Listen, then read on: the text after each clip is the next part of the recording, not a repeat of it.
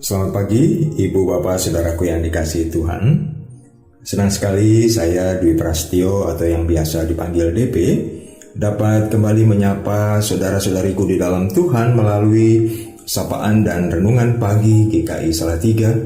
Hari ini Senin 23 Desember tahun 2024. Sebelum kita bersama-sama merenungkan sebagian firman Tuhan, mari kita memohon pertolongan Roh Kudus-Nya agar kita dimampukan untuk mengerti dan menghidupi kehendak-Nya.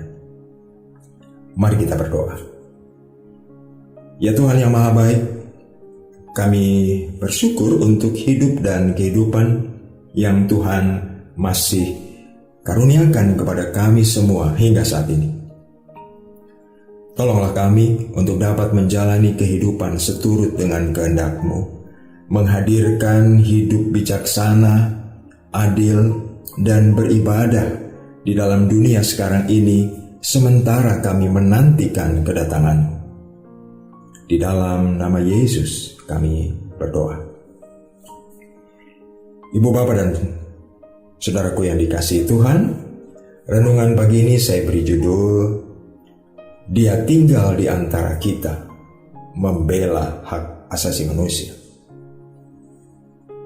Bacaan firman Tuhan saya pilih dari kitab Titus pasal 2 ayat 11 sampai dengan yang ke-14. Titus 2 ayat 11 sampai dengan yang ke-14. Karena kasih karunia Allah yang menyelamatkan semua manusia sudah nyata. Ia mendidik kita supaya kita meninggalkan kefasikan dan keinginan-keinginan duniawi, dan supaya kita hidup bijaksana, adil, dan beribadah di dalam dunia sekarang ini dengan menantikan penggenapan pengharapan kita yang penuh bahagia dan penyataan kemuliaan Allah yang Maha Besar dan Juru Selamat kita, Yesus Kristus, yang telah menyerahkan dirinya bagi kita untuk membebaskan kita dari segala kejahatan dan untuk menguduskan bagi dirinya suatu umat, kepunyaannya sendiri yang rajin berbuat baik. Ibu, Bapak, Saudara yang dikasihi Tuhan, Paulus memberikan nasihat kepada Titus melalui suratnya ini. Nasihat itu dimulai dengan mengajak Titus untuk mengingat kembali jikalau kasih karunia Tuhan itu sudah nyata. Kasih karunia Tuhan berupa keselamatan untuk semua manusia. Kasih karunia itu harus dipelihara dalam laku kehidupan semua orang yang menerimanya, yaitu dengan laku hidup benar. Hidup benar dalam nasihat ini adalah meninggalkan kefasikan, meninggalkan keinginan-keinginan duniawi, seraya hidup bijaksana, adil, dan beribadah. Artinya, kasih karunia yang sudah nyata itu memiliki konsekuensi logis dalam perilaku hidup manusia yang menerimanya. Jika kasih karunia itu sudah dinyatakan, lalu mengapa masih ada berbagai derita? Kasih karunia yang telah nyata itu ternyata memang belum mencapai penggenapannya. Karena itulah setiap orang yang menerima kasih karunia itu terus menanti kegenapannya. Menariknya, penantian itu tidak dilakukan secara pasif dan mengasingkan diri, tetapi dilakukan secara aktif, yaitu hidup bahagia dan menampakkan kemuliaan penyataan Allah. Selain menjalani kehidupan demikian, setiap orang yang menerima kasih karunia Tuhan ditugaskan untuk memberitakan kasih karunia yang sudah nyata itu. Ibu, Bapak, Saudara yang dikasihi Tuhan, kita harus menyadari bahwa saat ini kita menjalani kehidupan yang masih kerap kali diwarnai dengan pelanggaran hak asasi manusia karena kecenderungan orang mengejar keinginan duniawi. masa Advent dan Natal tahun ini, kita diajak untuk memperhatikan karya Allah yang turut serta membela hak asasi manusia, yang mengundang kita untuk turut serta melakukannya.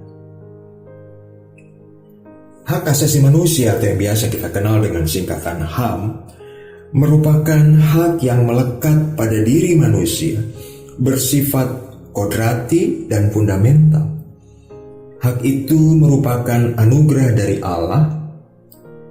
Karena kemelekatannya pada manusia itulah, maka hak asasi manusia harus dihormati, dijaga, dilindungi oleh setiap individu, komunitas, juga oleh negara. Penghormatan terhadap hak asasi manusia merupakan penghargaan terhadap harga diri manusia. Semua orang layak untuk dihargai, terlepas mereka berbeda usia, berbeda budaya, agama, berbeda etnis, berbeda warna kulit, jenis kelamin, orientasi seksual, berbeda bahasa, berbeda kemampuan, status sosial, keyakinan politik.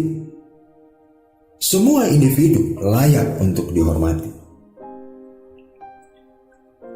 Kedatangan Allah memberikan kehidupan. Dalam hak asasi manusia, kehidupan harus dihargai. Tindakan Allah yang hadir di tengah-tengah dunia menunjukkan keberpihakannya pada kehidupan umat manusia.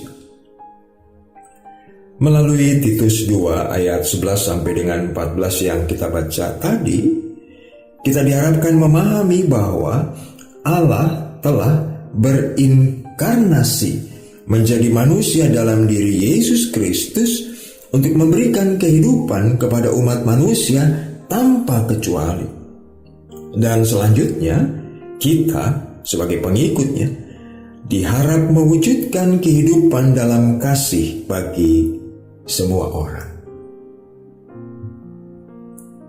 Mari kita kembali berdoa. Ya Tuhan, kami bersyukur atas kasih karunia-Mu yang menyelamatkan semua orang tanpa kecuali. Kami bersyukur karena Tuhan datang sebagai pembela hak asasi manusia. Tolonglah kami sebagai pengikut-pengikut-Mu untuk meninggalkan kefasikan dan keinginan-keinginan duniawi yang membuat kami cenderung melanggar hak asasi manusia lainnya. Mampukan kami memperhatikan karya Allah dengan turut serta melakukan pembelaan dan penghargaan atas hak asasi manusia tanpa kecuali. Di dalam nama Yesus Kristus kami berdoa. Ibu Bapak yang dikasihi Tuhan, selamat melanjutkan aktivitas hari ini. Selamat menghayati Dia yang tinggal di antara kita. Tuhan memberkati.